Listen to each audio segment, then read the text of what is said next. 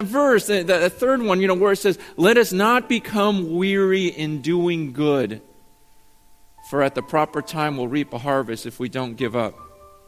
Man, I love that verse.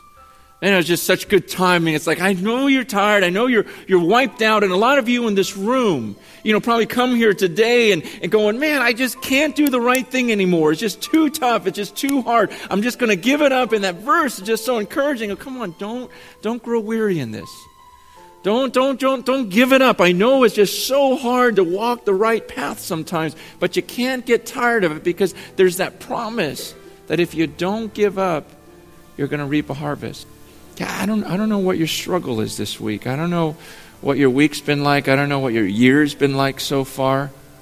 But I'm willing to bet many of you are just going, man, it's just been a tough, long haul, and I feel like I've been fighting, and I'm just tired, and I want to quit.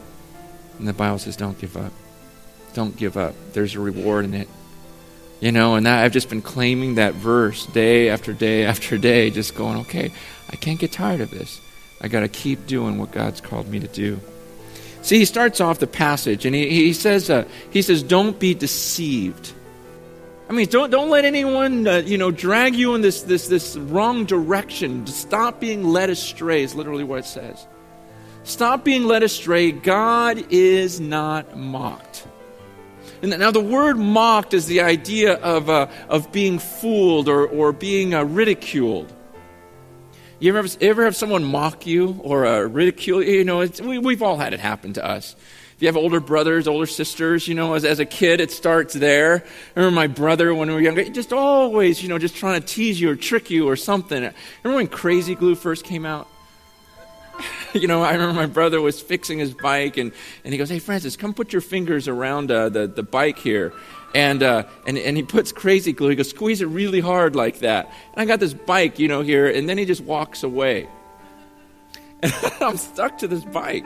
It was pretty funny, so he comes back with a knife and we cut my fingers back open. But, it's just, ever since I was a kid, just the whole idea of mocking one another, tricking one another. And then you get older in life and pretty soon it's not so funny.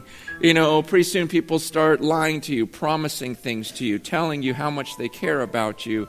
And you realize it's all a lie. It's all a joke to you, isn't it? And people that make promises to you suddenly break your heart and you go, wow, you're kidding me. You had me fooled that whole time.